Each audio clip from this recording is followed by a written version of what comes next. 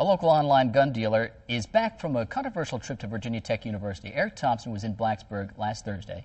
A gun he sold was used in last year's massacre at Virginia Tech, and he's backing a proposal to allow students to carry concealed weapons on campus. But that plan is drawing lots of criticism, and Eric Thompson joins me now live in the studio to talk about the proposal and his trip to Virginia Tech. Eric, thanks for joining us. Thanks for having me. Now, what was your purpose for going to Virginia Tech?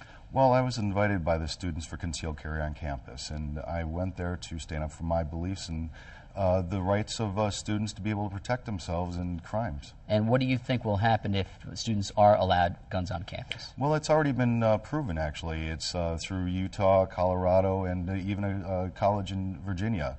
Absolutely no problems whatsoever. And it allows people to practice their right of protecting themselves. Now, opponents say that more guns on campus could cause a dangerous situation. As a matter of fact, we have something from a Virginia Tech student, so let's listen. And I think it's a terrible idea to bring more guns into the environment, considering how easy it was for a mentally insane person to get a gun into the environment. So, did you hear that? Yes, I did. Response. How do you respond to that? Well, that's typically the response of anybody that when a concealed carry is proposed in a state or a college or anywhere new, there's going to be Wild West shootouts. It just doesn't happen that way. State after state after state, it's been proven that concealed carry holders are the most upstanding and law-abiding citizens around. What kind of background checks do you do? For instance, it was obvious that this student at Virginia Tech has some mental problems. What kind of background checks do you do as an online dealer? Well, as an online dealer, we have to send a gun outside of the state to the state of their residence to another federally licensed gun dealer, so that all the state laws and local laws are followed to the letter. At that point, it's up to the federal government to perform their background checks, and I'm all for it. I'm all for the government actually following through with all the questions on there. If they're going to propose laws and make laws where they're going to check mental health and have it on the form and the questionnaire form, they should be able to check that. And that's one of the positive things that's come out since Virginia Tech, is that states are feeding some of their information in the federal database. Some of the opinion too on campus was that it is offensive to go there at this time, and let's listen to another Virginia Tech student.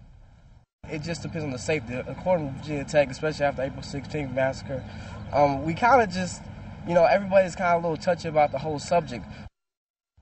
Very touchy about the whole subject. It's just been a year. April 16th was the year anniversary. Now, you were invited to go. Is that correct? That's correct. Is that why the timing? Well, that is the timing. It's the Students for Concealed Carry on campus were holding an empty holster protest, and that's in opposition to the laws and to the policies on campus that prevent them from being able to protect themselves. Part of that week down there in Virginia Tech, they were calling it Firearms Education Week, and I was a speaker for that to show students and faculty and local community what there is available to be able to protect themselves and what the benefits are. Now, one of your guns was also used in another tragic campus shooting, correct? No, not a gun. Actually, he purchased a couple of magazines and a holster. I see. Okay.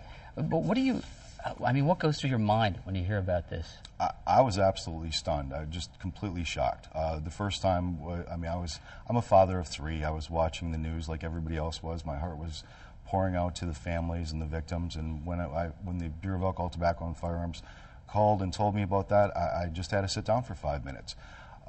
We immediately put up links to the Memorial Fund. I donated personally a good deal of money to them. And I've done everything I can to aid that situation.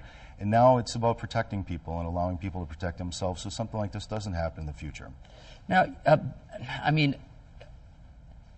a trained police officer in a situation like that sometimes misses. As a matter of fact, a lot of time misses in a situation where there was someone on campus shooting, correct? Correct. Now, what would give you the idea that maybe somebody with a concealed weapon would have an effect on this person?